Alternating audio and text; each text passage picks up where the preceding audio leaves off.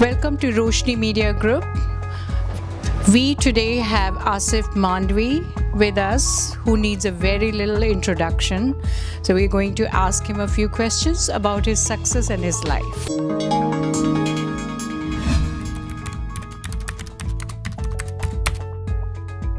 The secret of my success, I don't know what the secret of my success or anybody's success really is.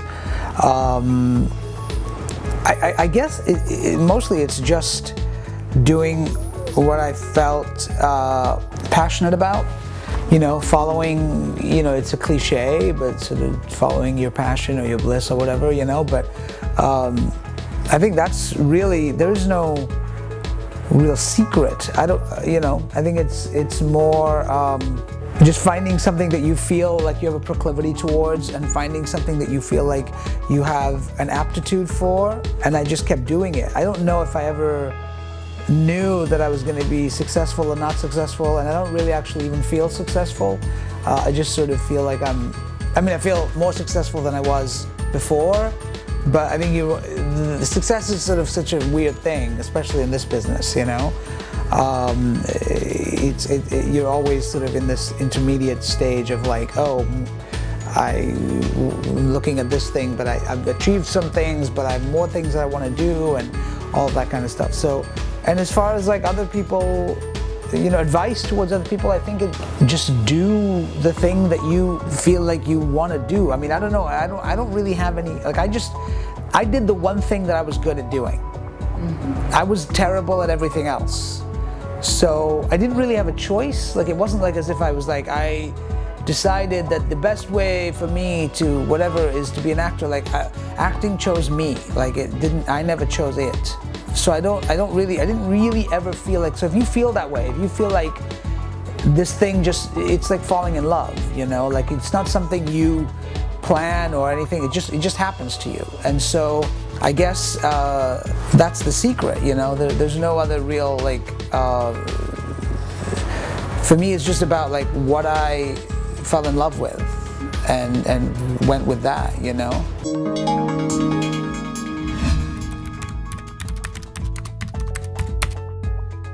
I was born in Mumbai. My parents moved to England when I was a year old, so I was just a baby, and I came to England and grew up there. So much of my childhood was kind of, in the north of England. I spent most of my early formative years. And then my parents moved to America when I was a teenager, when I was 16, and then I spent high school and all that in Tampa, Florida, and did a lot of, and then I started acting when I was very young. I started acting when I was like 11 years old. I was doing theater and I was doing plays, and I was always doing that. And I came to New York in the early 90s and has been, working in New York and doing TV, Broadway, movies. A couple of inflection points in my career were probably when I did my own one-man show, Sakina's Restaurant, back in '98, which was like it was the first play about a South Asian family written by a South Asian that was done on the mainstream New York stage. And so that was back in '98, and then I guess, then in 2006 I got hired on The Daily Show, and was the first non-Caucasian correspondent on The Daily Show. And then I've been doing that, I've been working and, doing stuff for a long time now.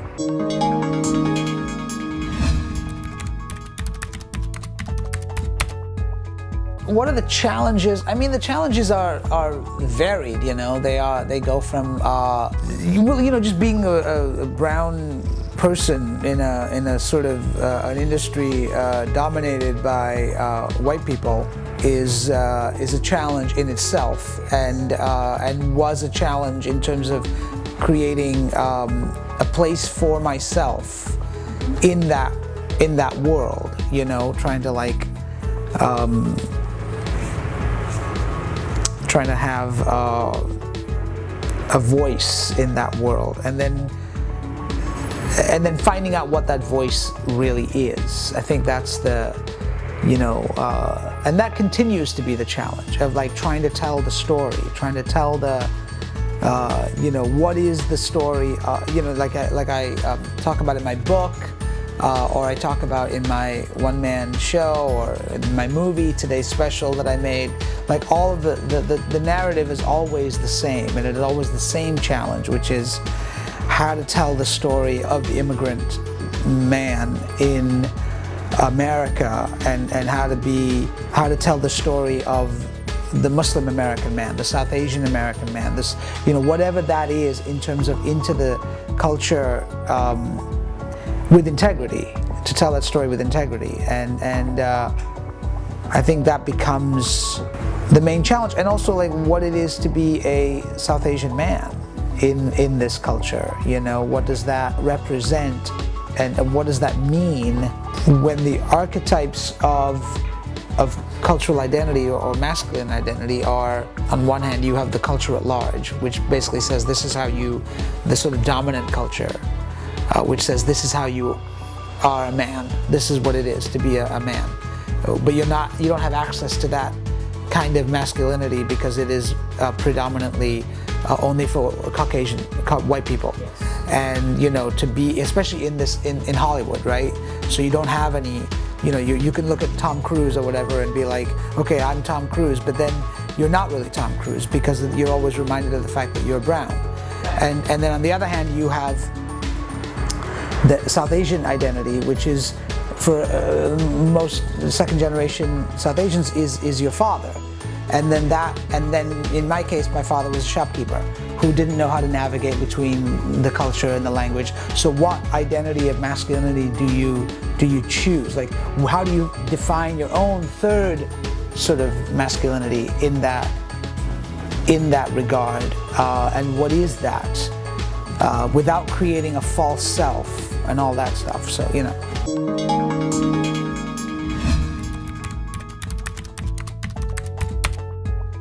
It's a funny question, but it's sort of like, what issues in society are most important to all of us? You know what I mean? Like, yeah, I'd like to see that there are no hungry people in the world, and I would like to see that resolved tomorrow. I would like to see that bothers you.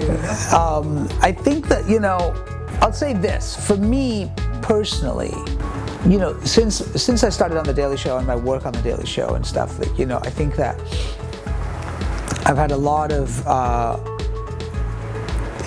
because of being identified in terms of like as a South Asian correspondent or a Muslim correspondent on The Daily Show, or a Middle Eastern, covered a lot of stuff dealing with the Middle East and American Muslims and stuff. The sort of the topic of American Muslim identity is something that I've become very associated with and sort of like interested in sort of dealing with, especially after 9/11.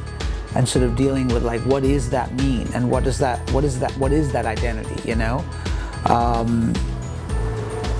So I mean, the great thing about having been on The Daily Show for as long as I have is that like finding the ability to be able to speak into the culture from a place of being an insider but also an outsider at the same time. And I think that is a voice that is not heard enough. And that is the immigrant voice. It is the voice of, maybe it's because I've lived on in several different continents and in several different places on different like my book is called No Land's Man for a reason, because I don't have a cultural identity that I can really, or a country identity, I guess, that I really can call my own. I come from various different places and different backgrounds, and I'm a kind of an amalgam of different places, and so the things that I care about have to do with embracing that multiplicity, have to do with embracing the multiplicity of what America is,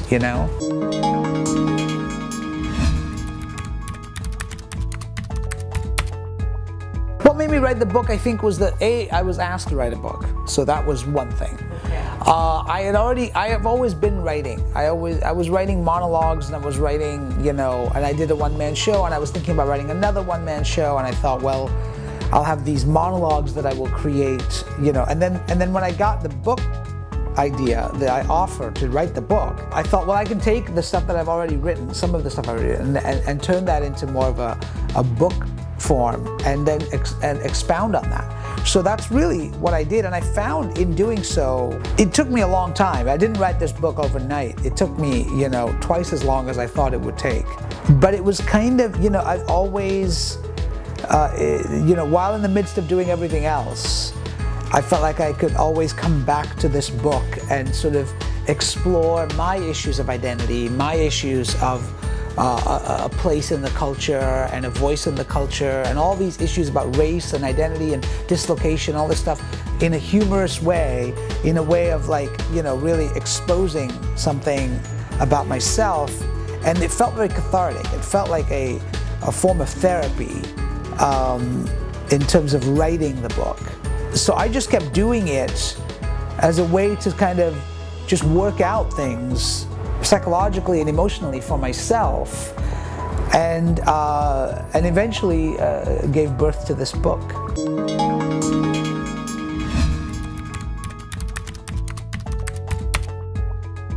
Success means whatever you want it to mean. I mean, people define success in different ways, success means being in a position to be able to create your own, I guess be in charge in some way of your destiny. Yes. Of like what it is that you are putting out into the world, or having, and leadership, I guess, is an offshoot. Again, these are innate qualities, I think, that live inside of you, and some people are successful and they're not leaders, and some people are leaders and they're not successful. And so I don't know if the two things are necessarily connected, but I think leadership has to do with having a vision of some kind, or wanting to say something, and using the platform or whatever to say whatever it is that you want to say. And also the idea of enrolling others in your idea of what it is that you want to say. Yeah.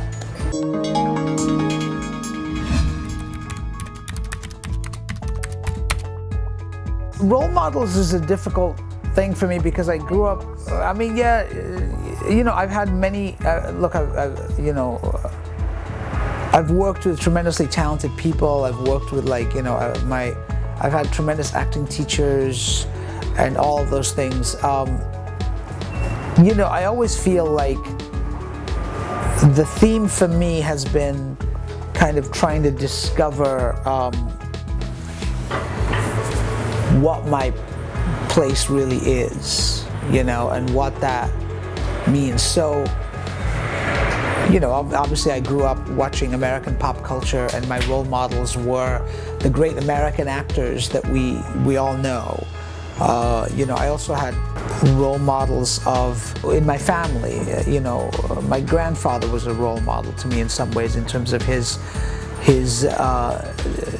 piety and his generosity and all of that kind of stuff. There were people in my life who I look at today, who are artists, who I look at as role models in terms of their peers of mine, and they are writers, and they are musicians, and they are artists, and they are people who I look at and consider them to be people who are, even though we are peers, I consider them to be role models. There weren't a lot of people who I felt like looked like me or wanted to do what I wanted to do in the culture when I was a child. So I had to create a sense of being trying to find role models in all kinds of different things that were not really me, but they were sort of a false version of what I wanted to be.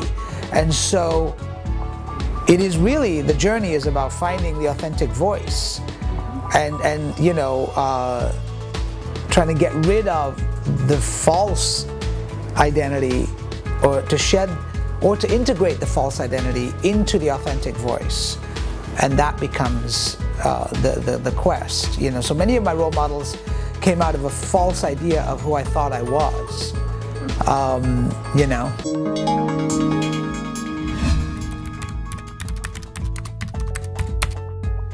Sure, yes, we should be aware of global diversity. Yeah, I mean, yeah.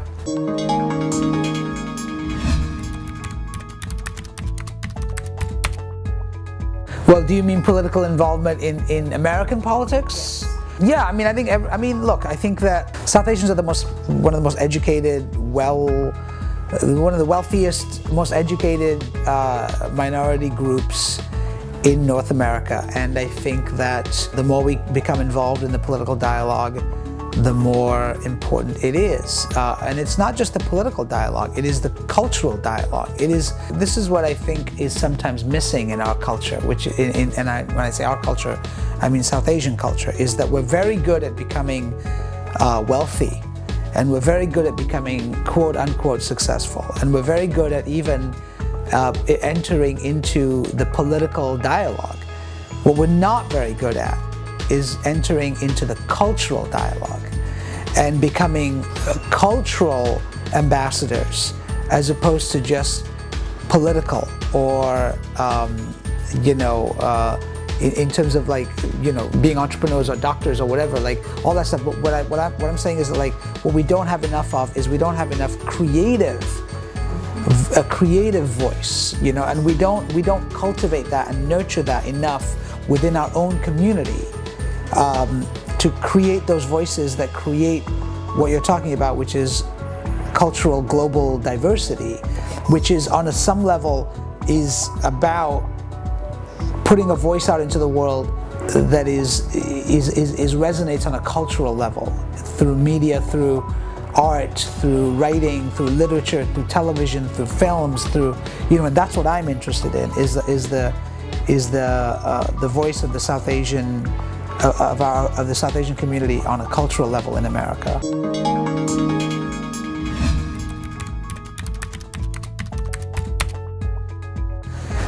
The most inspirational moment of my life, I don't know if I have just one. I mean, I think that life is made up of a lot of small moments and small epiphanies.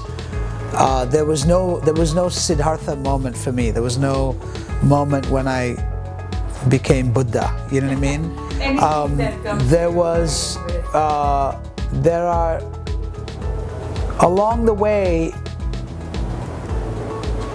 there are many moments. There as much as, like, people that you meet, conversations that you have, artists that you interact with, other people who are on the same path trying to, like, I guess there are inflection points in terms of, Sakina's Restaurant was an inflection point. The Daily Show was an inflection point. Doing Oklahoma on Broadway for me was an inflection point. So there have been many inflection points. I don't know if they've been epiphanies. I think they have been the culmination of small things that have sort of, brought you to another level,